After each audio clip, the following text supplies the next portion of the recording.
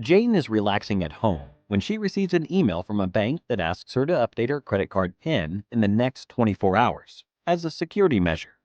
Judging the severity of the message, Jane follows the link provided in the email.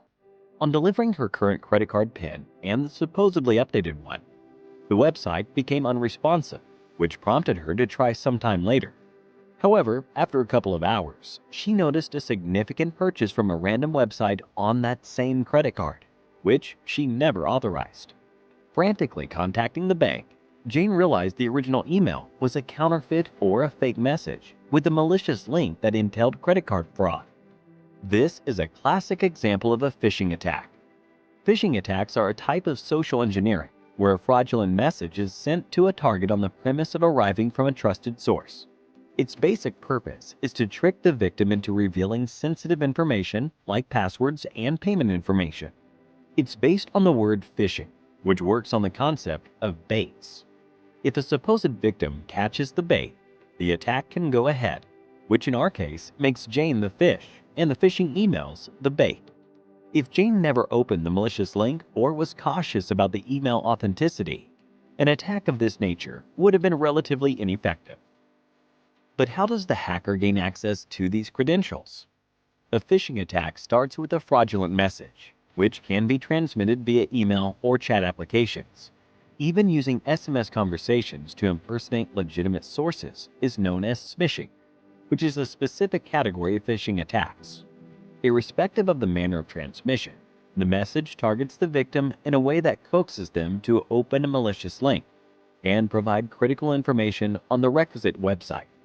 More often than not, the websites are designed to look as authentic as possible.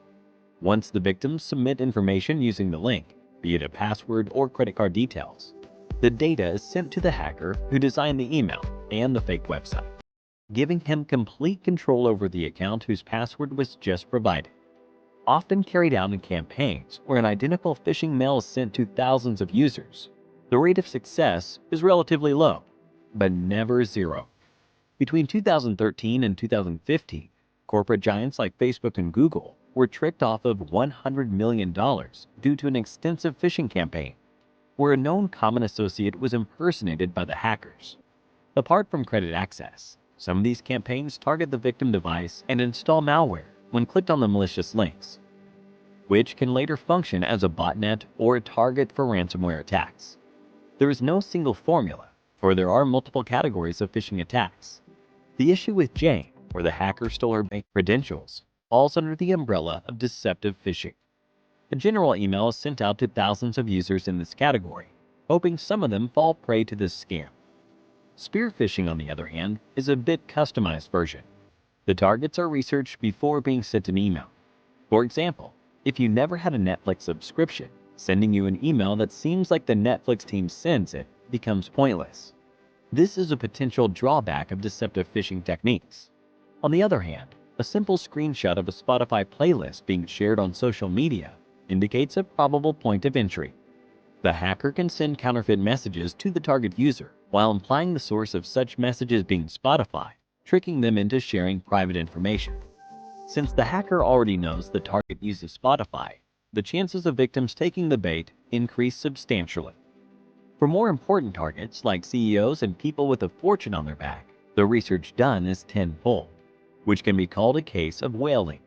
The hackers prepare and wait for the right moment to launch their phishing attack, often to steal industry secrets for rival companies or sell them off at a higher price. Apart from just emails, farming focuses on fake websites that resemble their original counterparts as much as possible. A prevalent method is to use domain names like Facebook with a single O or YouTube with no E. These are mistakes that people make when typing the full URL in the browser, leading them straight to a counterfeit web page, which can fool them into submitting private data. A few more complex methods exist to drive people onto fake websites, like ARP spoofing and DNS cache poisoning, but they are rarely carried out due to time and resource constraints. Now that we know how phishing attacks work, let's look at ways to prevent ourselves from becoming victims. While the implications of a phishing attack can be extreme, protecting yourself against these is relatively straightforward. Jane could have saved herself from credit card fraud had she checked the link in the email for authenticity, and that are redirected to a secure website that runs on the HTTPS protocol. Even suspicious messages shouldn't be entertained.